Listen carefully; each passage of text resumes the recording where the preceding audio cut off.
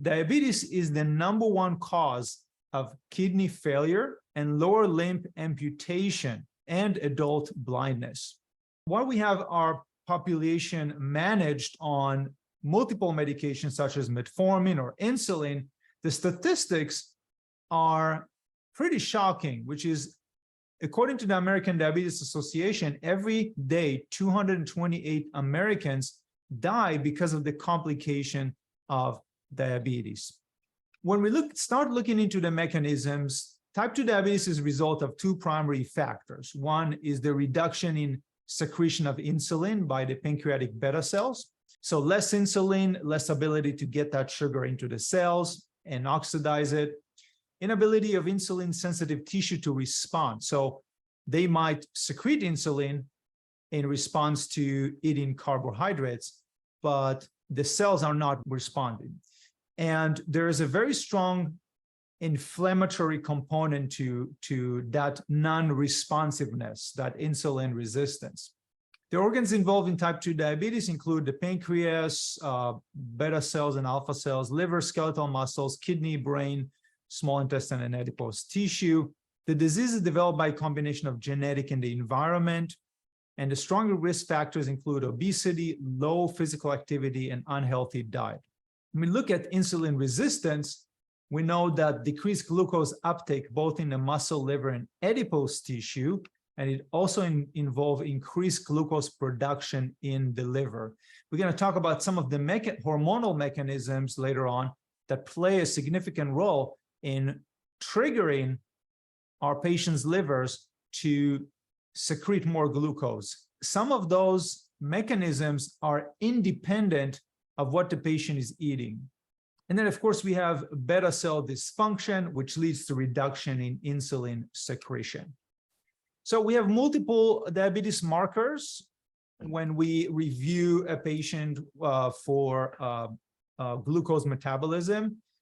Typically, a healthy hemoglobin A1C would be under 5.7. Between 5.7 and 6.4 already indicates a prediabetes, and above 6.5 or 6.5 on two separate tests indicates diabetes. Then we have fasting blood sugar levels, which is typically under 100 is normal. I've talked to some functional medicine practitioners that like to see the numbers under 90. 100 to 125 is pre-diabetic. 126 or higher on two separate tests indicates diabetes. And of course, we have oral glucose tolerant test, which is the numbers between 140 and 199 indicates diabetes. Between 200 or above after 2 hours of glucose consumption indicates diabetes as well. So what leads to beta cells dysfunction? We know that chronic inflammation elevates oxidative stress and leads to damage to the beta cells. We know also that stress on the endoplasmic reticulum, which is the transportation system in the cells, has an important role in synthesis, folding, modification, and transport of proteins due to obesity or high calorie consumption. We got metabolic or oxidative stress. We got amyloid stress, which is an abnormal protein that is produced in the bone marrow and can be deposited in any organ or tissue. And of course, as I mentioned when we first started, diabetes is an inflammatory condition. And so while we were initially learning that diabetes is a genetic disease, or it's caused by consumption of sugar, or I've heard some patients that their doctor told them that it's old age, we know that diabetes is an inflammatory condition that has a significant involvement of macrophages and other immune cells in the process. When we talk about neuropathy, which is one of the most common complications of diabetes, there are multiple studies that have shown that this same long-term low-grade inflammation has an important role in causing diabetic neuropathy. For example, there's an involvement of interleukin-6, significant involvement of interleukin-6, that is associated with large nerve fiber damage. Interleukin-10 is an anti-inflammatory cytokine that is sometimes elevated as response to ongoing chronic inflammation. It's sort of our body's way to try to buffer the interleukin-6 inflammatory cytokine that keeps on causing damage to the nerves. So when we talk about nutrition and the risk of type 2 diabetes, we know that high consumption of carbs could lead to increased plasma triglycerides concentration, because that's how, in terms of nutritional metabolism, that's how our body stores the excess calories that we're eating in our fat tissue. Our liver converts glucose into triglycerides, and then it is stored in the fat tissue.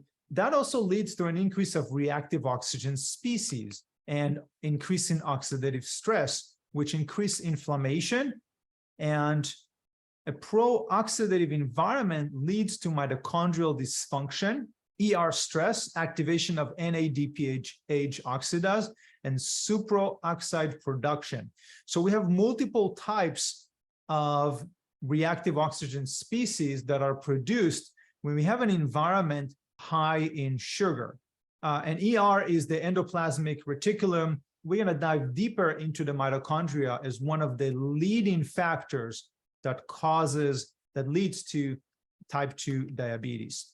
There's a few other theoretical models on the impact of dietary micronutrients on beta cells dysfunction. One of them is excess free fatty acids and excess glucose, as we just mentioned.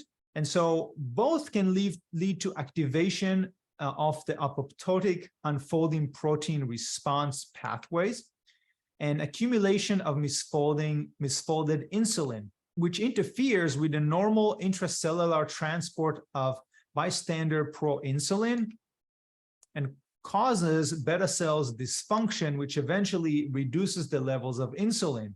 So if you just take two things from these couple of slides that we just talked about, is that one, glucose in higher amounts for long-term is toxic to our cells and increased reactive oxygen species. The other one, excess fatty acid, free fatty acid, could also lead to very similar effect.